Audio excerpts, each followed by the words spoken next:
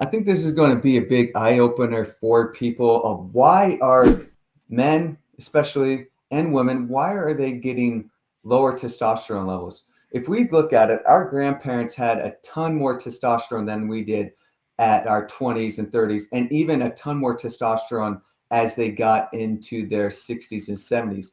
Our testosterone on average now is way too low, and we keep on lowering the normal range there because our testosterone just keeps on going lower and lower. And this is a big plug I want to put in with normal stuff on labs. Normal is not necessarily ideal. It's not necessarily what your body should be making. All it is comparing you to your own population group around you. And let's say your own population group is getting sicker and sicker, just like what's happening in ours. They're getting lower testosterone, lower testosterone. You could be like, oh yeah, your testosterone is normal, but that's not necessarily means it's ideal. So you need to really go to a doctor that knows how to order it right, sees where your level should be at to be really ideal. But let's dive into the causes here. It's likely related to our toxic environment. Our world just keeps on getting more dirty and more dirty. We keep on using more pesticides and herbicides in our food. We keep on pumping out all kinds of chemicals in the products that we put on our bodies, that we put in our hair. We have all kinds of pollutants hanging out in our air supply. We put all kinds of chemicals on our yard, on and on and on. So we get exposed to a lot of chemicals that goes in our bloodstream, and that affects our testes and our adrenal glands of making good amounts of testosterone production. Also, a big problem is too, and this might be a huge eye opener for people that have never really thought of this, is women are using a lot of birth control, and birth control is high in estrogen. And guess what happens? You pee, it goes into the toilet, and it goes in, and you flush it, and it goes into our water supply, it gets recycled as it gets clean, but it does not filter out that estrogen. And then we drink that estrogen. So if you don't have a filter that's filtering out estrogen, guess what? Guys are getting higher amounts of estrogen. They're getting it higher amounts when they're younger, and that's going to affect their testosterone and their development. So they're not going to be able to have as good of testosterone levels because of that. So those are the big reasons there. Also, a huge one is the fatter you get, the more fat you get, and the less muscle you get, the less testosterone that you have throughout your body. So we keep on getting heavier and heavier and getting more fat on our bodies. That's a big cause of the testosterone too.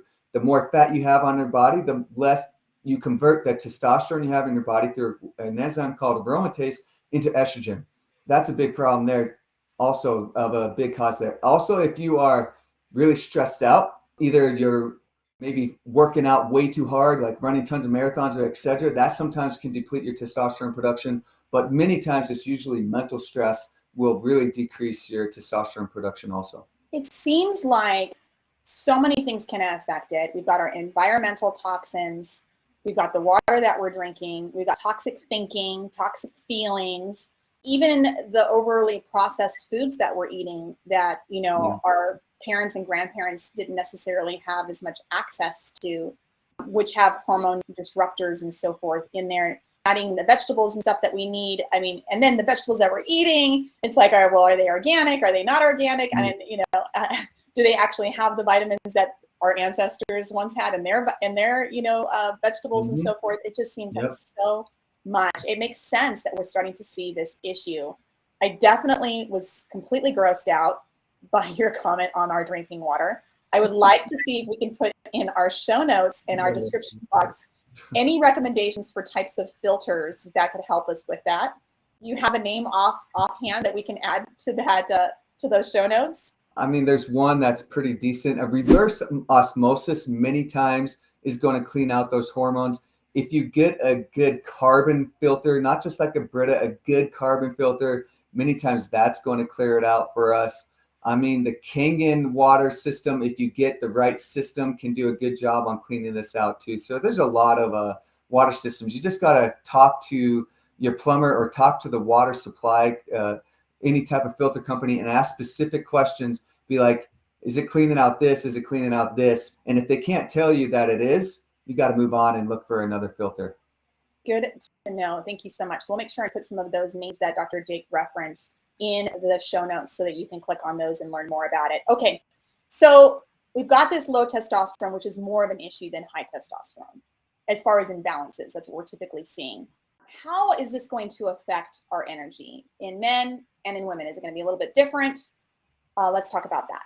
So testosterone does so many different things for our body. To start is, and I know if you listen to me all the time, I'm always harping on the mitochondria, but it's my favorite thing throughout the body, and it's so related to so many different people's conditions, is testosterone sends a DNA signal into our body that signals our mitochondria to make energy production, which is it signals it to go through all the little processes to make ATP, which is all our body processes use for energy production for them to be able to work appropriately. So if our testosterone is low, we're not going to get as much as that signal, and we're not going to get as much energy production through that. So it does affect our cells directly. Also, a big thing is that testosterone production affects our mood. It affects our serotonin production directly and our dopamine production. That's going to lead to you having the sensation of wanting to do things, being happier, being more wanting to go out and have the sensation that you want to do things. And then we translate that into that I really feel like I have great energy production because you feel great mentally.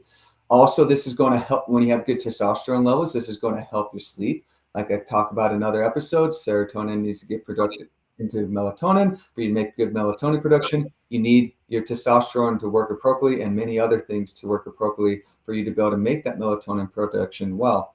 Also, testosterone is needed for us to be able to make muscle mass. Probably most people know that it's like, oh, I'm going to get really big and strong. I need testosterone. Oh, my testosterone is lower. I'm not able to get good muscle production. Most guys think about this all the time. They need to keep their testosterone up to keep their muscle mass up. But it's this huge thing because if you don't keep your muscle mass up, you're not going to have as much metabolism. The more muscle mass you have, the more mitochondria that you have throughout your body, and the more your body is going to be using calories to be able to make ATP production. So you're going to be more energetic just because you have more muscle mass on you. Also, you're going to be much easier to lose weight and keep the weight off when you have more muscle mass on you. So just when you're sitting there and watching TV, you're burning a ton more calories and making a much more energy production when you have a lot of muscle than if you have a lot of fat on your body.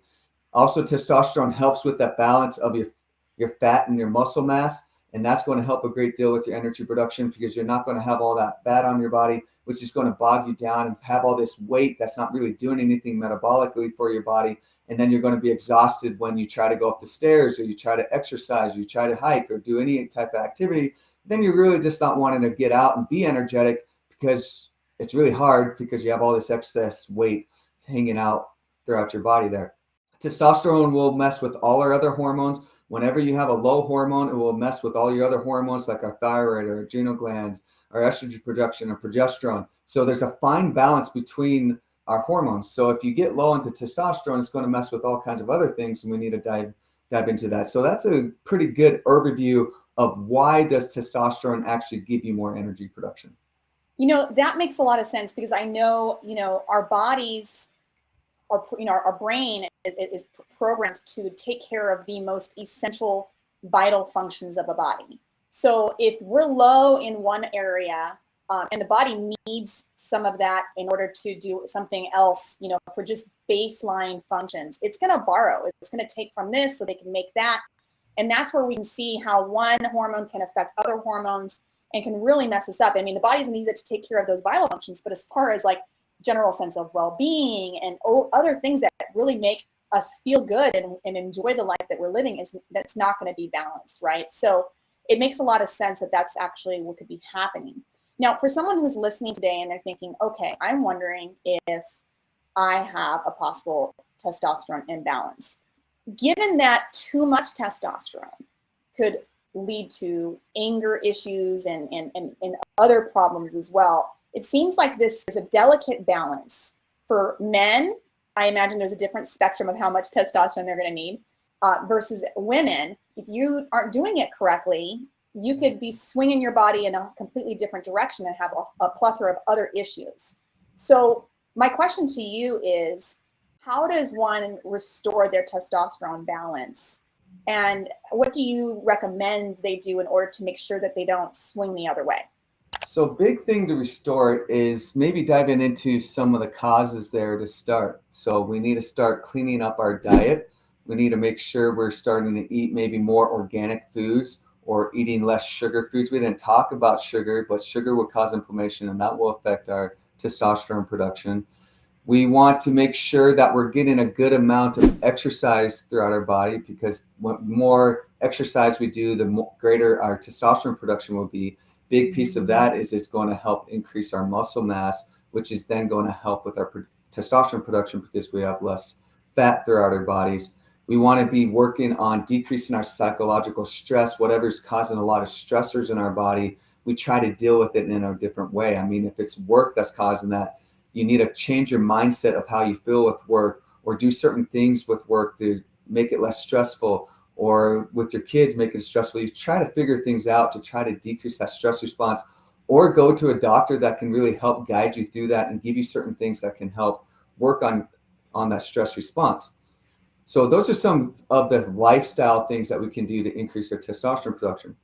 We also have certain herbs that we can take to stimulate testosterone production. Like we have tribulus, we also have ashwagandha, we have ginseng.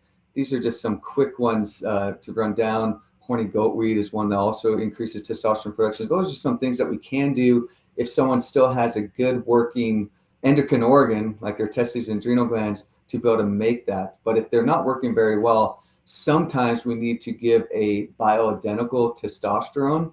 I like to do it in a cream base, the best, or in a fatty base. It helps it get absorbed better, and it passes first pass metabolism in the liver. So I like to get it right in the bloodstream and not swallow it as a pill. It just doesn't work as well there. My favorite form is a cream for guys and girls usually, to be able to get that testosterone production up. But again, you need to make sure you don't have too much or too little. It's a fine balance, like Teresa was saying.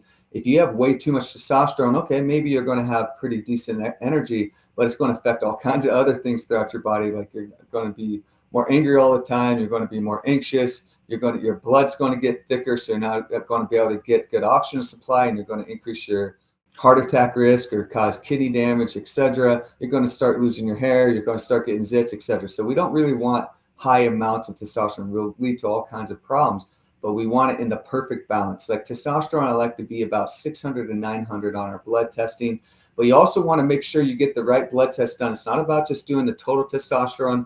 We want to do a free testosterone. Also, many times you could go to the doctor, they order total testosterone and say it's normal, but then your free testosterone can be really low. Free testosterone is actually what's active on the cells. So total testosterone is all the circulating stuff bound to proteins, not necessarily released and actually acting on our cells. So it's important to make sure that your free testosterone is good. So a lot of different things need to be done to actually get a good, healthy testosterone for both men and women. And it's very important for both men and women. It's not just a guy hormone. I give testosterone to help support testosterone for women all the time. It's just so important for their psychological health, their weight loss routines, their feeling like they have more energy, their libido, etc. Very important to keep the testosterone level up.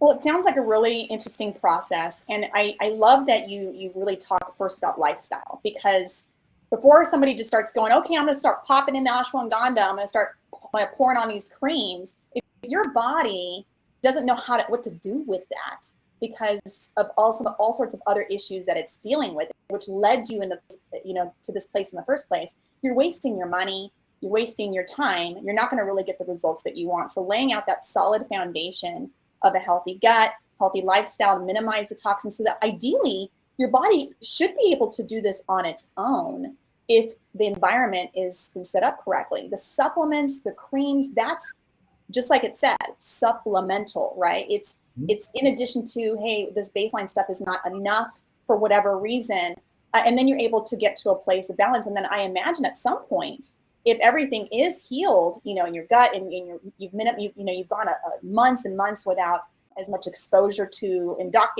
hormone disruptors and toxins and so forth, can you get to a place, Dr. J, where you no longer need the creams, you no longer need the herbs? That depends on the individual. So the older you get, you are going to decrease more testosterone.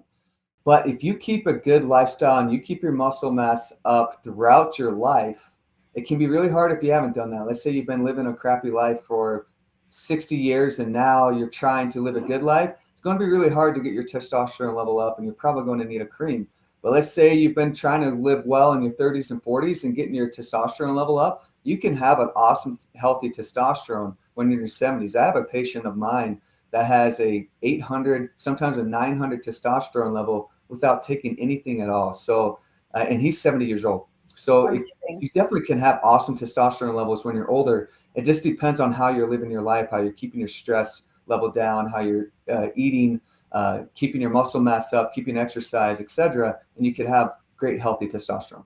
If you want to learn more about testosterone or more topics like this one, click the video to the right. I'm Dr. Jake, and I'll see you there.